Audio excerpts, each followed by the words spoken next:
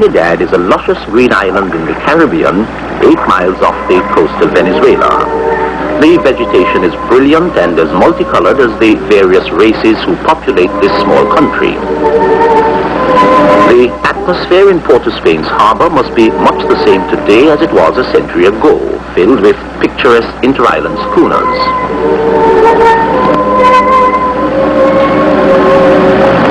The music of the pan is everywhere. A steel band playing Sibelius is no more odd nowadays than a pop group playing in church.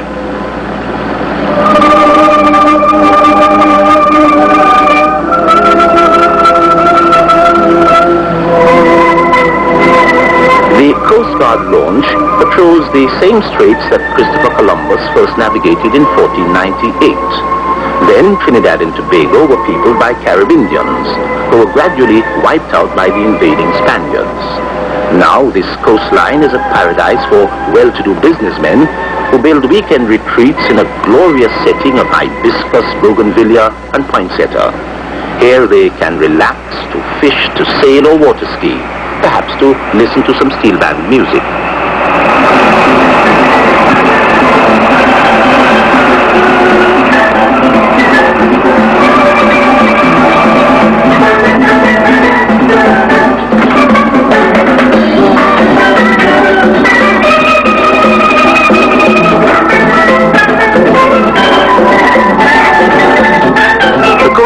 Steel band is one of dozens which have been formed in recent years.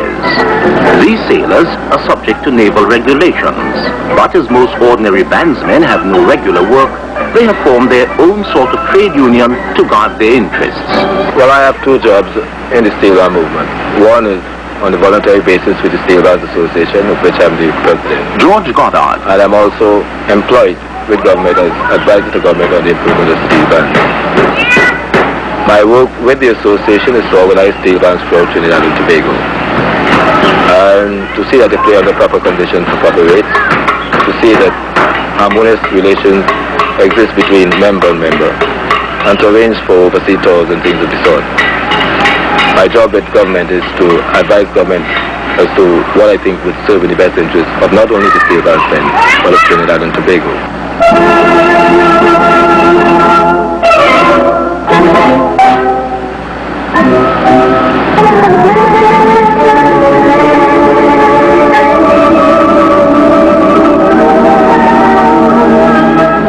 Steel bands were born on VE Day 1945.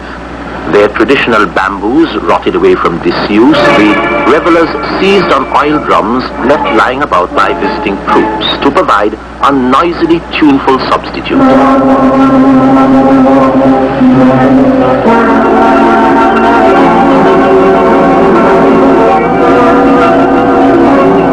The sound caught on, and this soupe overture, played by the KLM Cordettes, illustrates just how far oil drums have come since then. We started this steel band some 6 years ago, the year of our independence. We started by gathering a group of about 10 players, purchased our bands, and started practicing strictly calypso at that time. It takes quite a lot of work, but the work is of little consequence when you consider it something you love very much.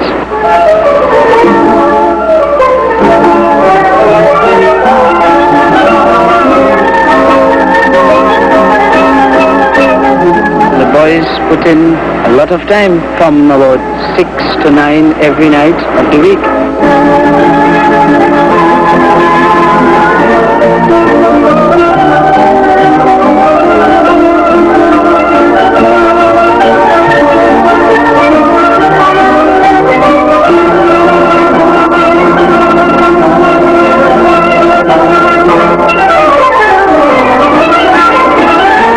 We have carnival. After carnival we have music festival.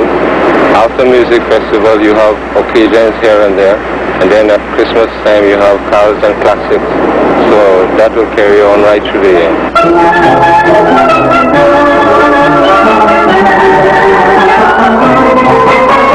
We love steel band music, and steel band music is Trinidad.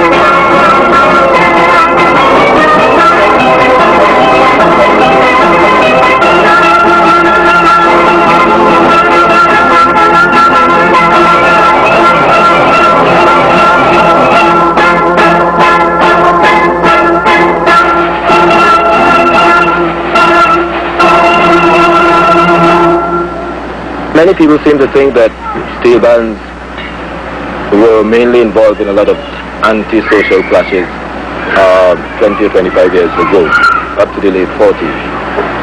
But if we face facts, we will realize that there are always gang clashes all over the world between different youth groups here and there. Well, violence among bands is almost something of the past right now.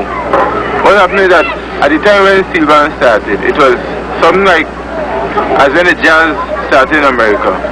Steel band was considered something primitive, and as such, it was just considered a bundle of noise. It really took some years to break down the social barrier. Until right now you have steel band playing even at mass.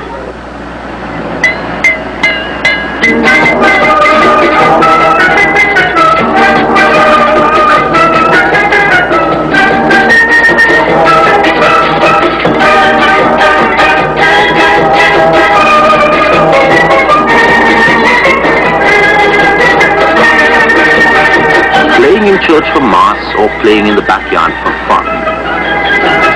This is the Carib Tokyo Band of Laventille. In this village, once a very poor area, some of the earlier bands did clash violently when rivalry became intense. But band warfare has ceased now, just as the district too has improved.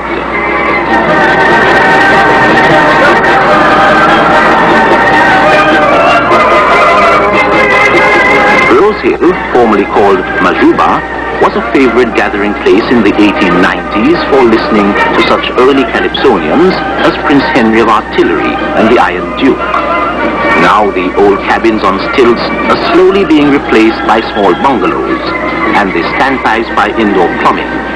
Electricity has arrived, and the children are better fed and better educated, whether at Catholic, Hindu, Anglican or Muslim schools.